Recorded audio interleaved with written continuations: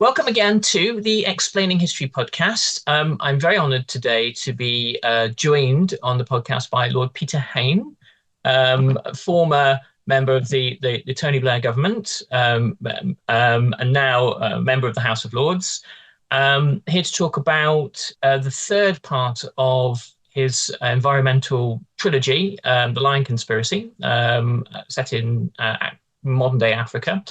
Regarding in sort of environmental crimes and the sort of the kind of the global network of corruption that sustains them, and also to talk a little bit about the contemporary situation in South Africa and obviously the anti-apartheid movement, which Peter was a significant part of. Peter, welcome to the podcast. So perhaps, to begin with, maybe we can just talk a little bit about the trilogy that you've written. It has a sort of almost flavour of some of kind of John le Carré's later books, and he did various things about Africa and colonialism and neocolonialism. Tell us I a don't little think bit. I could be compared to John le Carré, the master writer, Nick. But anyway, But tell us about the inspiration behind the trilogy. Where is that? well, I went once I stepped down as a member of Parliament and had a little more time. I went on a three safari visit to Southern Africa, Botswana, and South Africa. And in South Africa, I went to this inspirational game reserve near Richards Bay, north of up the coast from Durban.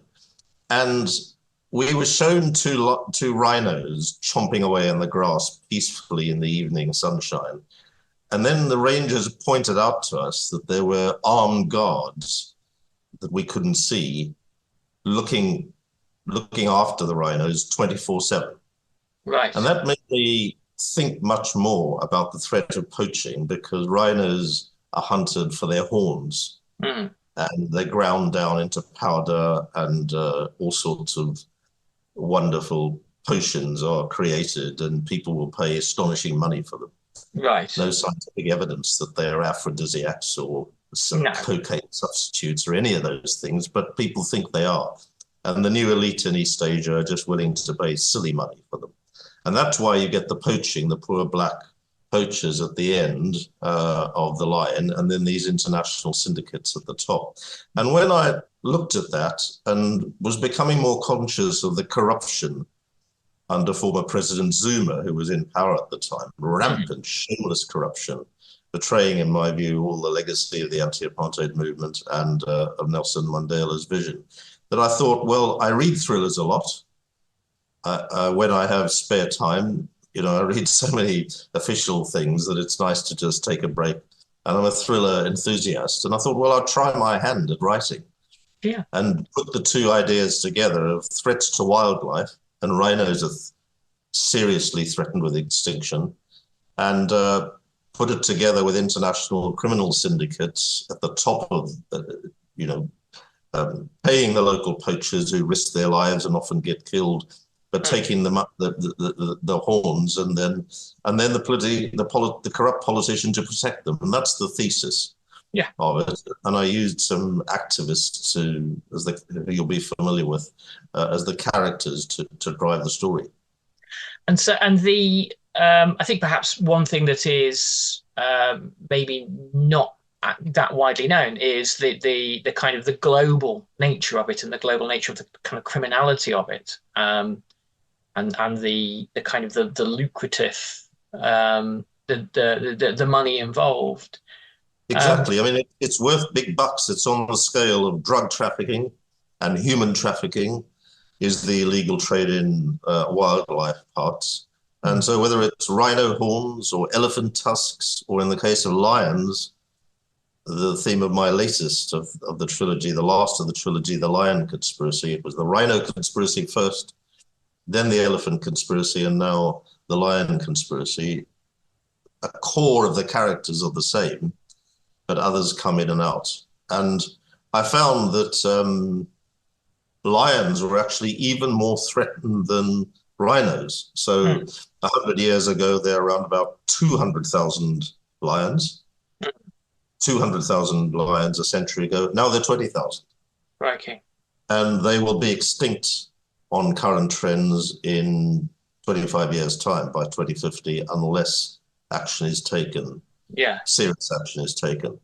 They're already extinct in 30 African countries. Heavens. So it's very serious. It's interesting to note. You talk about the people protecting the rhinos. There being, local people. I presume this is. From your understanding of this, is much of the kind of the efforts and the activism coming from ordinary people in Africa, as opposed to the political class? Is that where most of it stems from?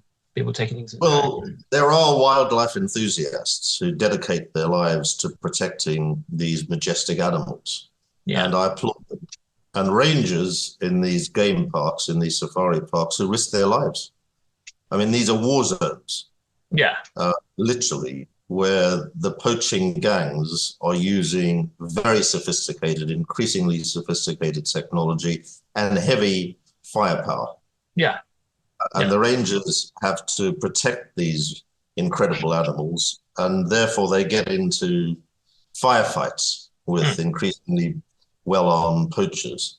And as I say, these poachers are not just operating freelance. Often they're very poor local villagers who are just desperate for money and will be paid, for them, quite a decent amount, but a trivial amount for the international criminals sitting at the top of this syndicate, and the bribes that are paid to politicians to keep the whole grisly business going. I mean, when you see, for example, a lion, a picture of a lion, and people can Google this if they want to, that has been killed for its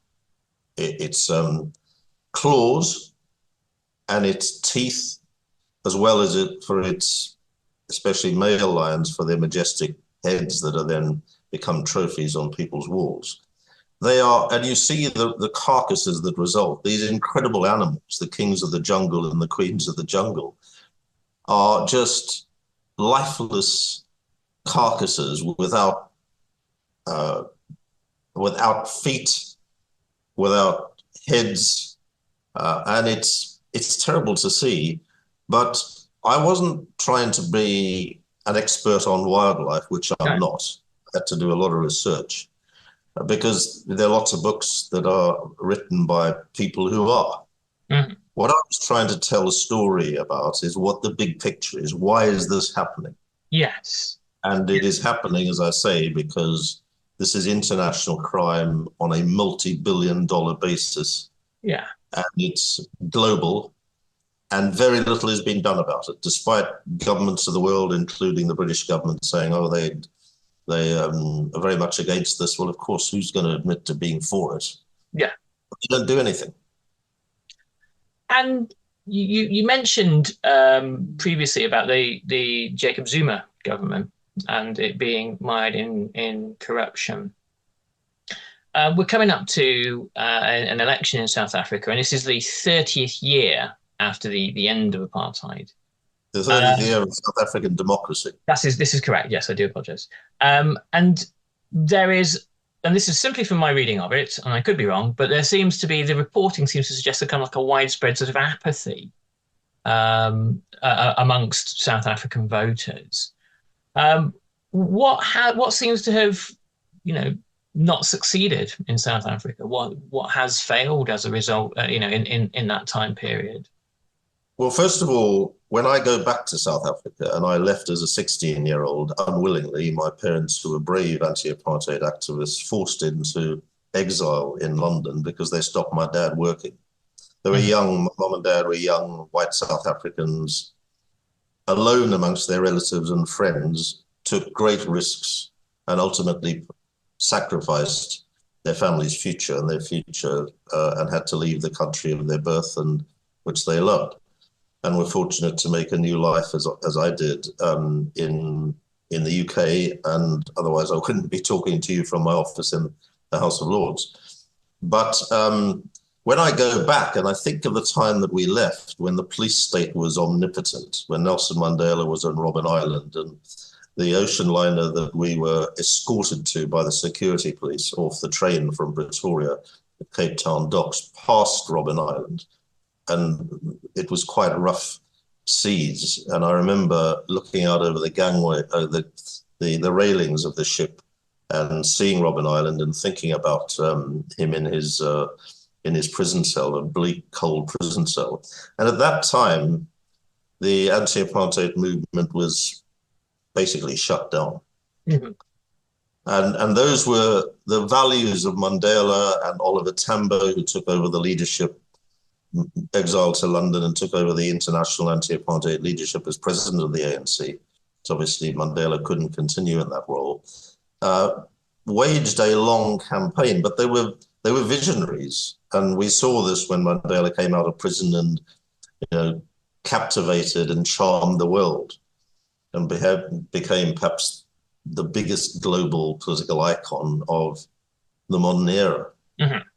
And yet his values, where he reached out to his former oppressors, where he operated with absolute integrity, pressing for social justice to emancipate his people from the horror of apartheid. When President Zuma took over, he betrayed all of that, mm-hmm. and began a shameless decade of just grotesque looting. Right. Him, his political cronies, his family, and his business cronies, the so-called Gupta brothers, three brothers of Indian origin who'd settled in South Africa, who were responsible between them for, its economists have estimated, causing a blow equivalent to a fifth of the GDP, a fifth of the national wealth of the country. Heavens. As a result of their corruption and looting. Not amassing all of that themselves, no, but by crippling, for example, the electricity supplier. It's a state supplier called Eskom, which had operated very efficiently before then. And by putting their cronies into highly paid jobs who were incompetent and didn't maintain the power system in the way that it should have been, or invest, because obviously, whether it's water or electricity or any other major utility, you've got to keep maintaining it and investing in it to keep it operating. And they didn't do any of that. No. So they didn't steal a fifth of the country's wealth. They stole billions of the local currency rand and hundreds of millions of pounds and even more dollars. But in South Africa, the scale of the economy, it was a lot. But they also damaged the economy so badly and destroyed international investor confidence as well as domestic investor confidence that it was said to represent fully a fifth of the country's national wealth. Now, it's virtually impossible to recover from that in anybody's lifetime. Yeah. It's I read a very interesting analysis of the kind of the state of affairs in Russia under Vladimir Putin and the difference between having gangsters and technocrats in charge. And the argument went that, if you're a gangster and you like, the thing that you like doing is stealing. And so the worst kind of person you want around is the technocrat, the sort of the person that's good at doing stuff. Because eventually they become so good at doing stuff that they get rid of you. And so stealing and incompetence are, they are kind of go hand in hand, because, when you're there to loot and to be, a kind of a kleptocrat and to distribute jobs to friends, whether they can do them or not. I'll give you a graphic example which underlines your point. Yeah. One of Zuma's former lovers, and there are quite a few of them, was a deputy primary school head teacher. Mm-hmm. For all I know, good at her job, but completely inexperienced at running a global company. He appointed her as chair of South African Airways, right, which was once. So this is a deputy primary school head teacher, suddenly becomes, because of a connection to Zuma, becomes chair of South African Airways. The Airways were already struggling. It had once been a premium airline with global links that people would choose to go to South Africa over BA in some cases. So such a high standard. That airline became bankrupt because she was responsible for appointing people to do exactly what you said, to loot it, to get fat salaries, but being incapable of running it properly. And it went bankrupt, had to be bailed out, and then ultimately is virtually shut down. It's trying to be resurrected at the moment. So that's a graphic example of your point that underlines that if you put cronies in there because they're your mates and you want them to get a nice salary, but they can't, they're incapable of doing the job, then you get disaster. Is there some hope, do you think, for South Africa to recover from these sorts of? Yeah, I think so. I mean, I was saying that compared with when I left, escorted onto this ocean liner in 1966, and when I go back now, it's a joyous feeling because the country, despite all its problems, is a fantastic place to visit for a holiday. It's almost unbeatable. You've got safaris if you want to, or just the Western Cape especially is incredible. Mm-hmm. There are other parts as well that are amazing. Almost anywhere in the country, but the Western Cape's quite special. Cape Town and the peninsula, where Elizabeth and I go quite a lot, and we were there over Christmas, New Year, is really very special. So if you want to visit the country, it's like bright sunlight compared with the darkness that there was under apartheid. So that's great. Yeah. Also, millions of people have got running water and electricity and housing that didn't have it before Mandela's African National Congress took power in 1994. Yeah. That's good. There's a large black middle class where there never was before. That's good. The number of university graduates, almost all of them now black, has more than doubled, quadrupled, I think, since the apartheid days. That's good. But when you have a mail system that's closed down, so you can't send a letter anymore, when you have power cuts pretty well every day, called load shedding euphemistically, but actually they're electricity cuts. You know, trying to run a business properly, trying even to run a household properly without having the resources to, as for example, my cousin does, to have an inverter, which you charge up during the good times, and when you get a power cut, you run your principal electrical supply off that. Unless you try to go off the grid by putting solar panels on, and obviously it's a very sunny country, and or to sink your own boreholes to cope with a increasingly erratic water system, being shut down to water in Johannesburg, for example, the commercial centre of the country. That becomes a serious problem, and the whole South Africa's enjoyed the best infrastructure in the whole of the African continent by far. Mm-hmm. It's the richest country in the whole of the African continent by far. With a 20th of the population, nearly a fifth of the national wealth of this entire continent, just with the 20th of the population. So, it's a rich country comparatively, but these guys have done their best to destroy it. Yeah. Having said that, it still, works after a fashion, and it's a great place to visit. Yeah, yeah. And you, of course, were involved in the anti-apartheid movement from the UK. I think that period of time, would that have been in the sort of roughly the 1970s and 80s? Is that kind of the period we're talking about? Well, it started in the late 1960s as a teenager when I became something of a hated figure and notorious for being the first person to really organise people to run on rugby and cricket pitches at Twickenham and Lords and the Oval and elsewhere in the country to stop all white South African sports tours. Yeah. And nobody understood. Sports fans really hated us, didn't understand why we were stopping their sport. I think they now, and many of them now do, because they've told me so. But if you think back to the last Rugby World Cup and the one before, the Rugby World Cup was won by the Springboks, a multiracial side, and their captain was an inspirational rugby forward called Siya Kolisi. At the time, I organised demonstrations against the all-white Springbok team in 1969-70, a long time ago. Hmm. The leader of South African rugby said, "Over my dead body will there ever be a black Springbok?" Well, a black Springbok has lifted the Rugby World Cup twice, in 2019 and in 2023. Yeah. Captaining a multiracial side that would have been illegal and impossible when we were organizing our demonstrations. But, but it was a tough, people just assume Nelson Mandela came out of prison, apartheid is over. Yeah. It was a very tough fight, and we were a minority throughout. One of the things I've always, I left history teaching a couple of years ago to work in counselling, but I taught history for about 15 years. And one of the narratives I always tried to kind of avoid, particularly when you're talking about American civil rights and South Africa, is the happy ever after story.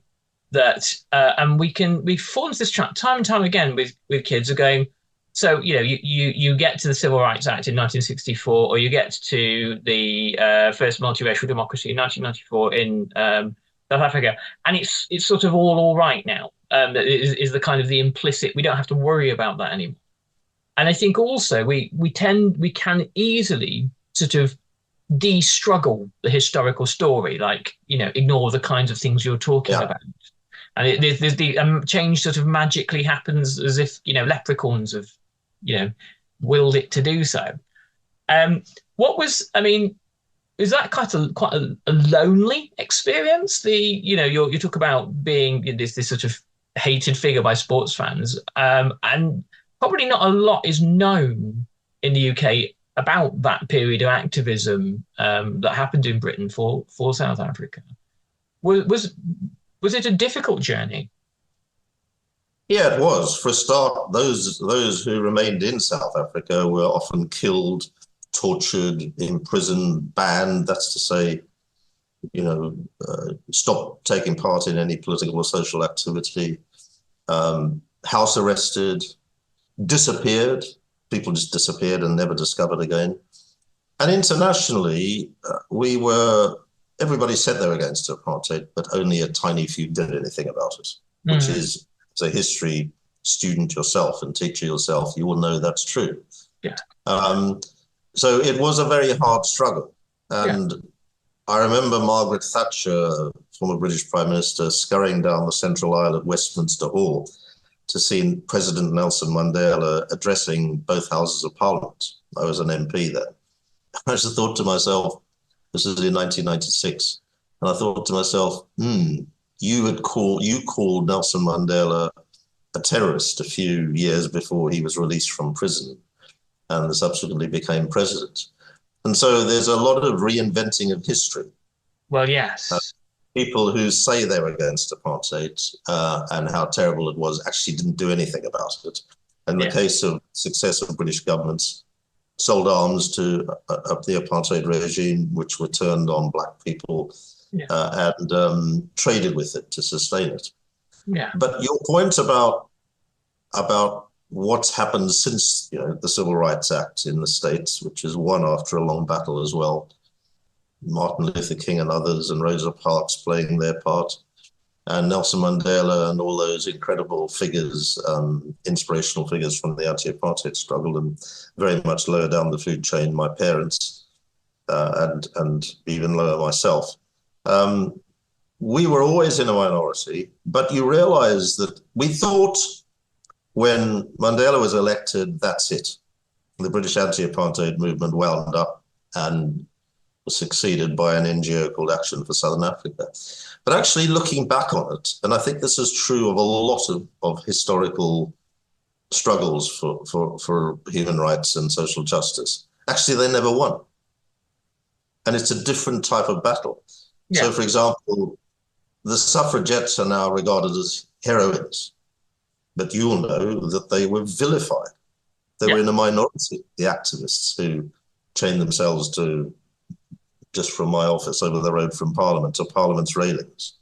One threw herself under the King's horse in a race, and in a horse race, and was killed. They're regarded as heroines now, but actually they were vilified. And women may have got the vote finally after that struggle, not because men just suddenly decided to change their mind and give it to them because there was a big struggle. And the same was true for the vote in Britain. Mm. But women's equality has been very hard to win, and it's still a battle being fought. Yeah. Yeah. And, despite working class people in Britain having finally won the vote after the Chartists and others fought so hard for that right, there's still a lot of inequality in Britain. Yeah. And I suppose the lesson that I draw from the South African story, but you could apply it elsewhere, is that actually the struggle for social justice and democracy and human rights doesn't ever stop. No. That that successive generations have got to keep fighting for those values because there are always forces and individuals trying to roll it back.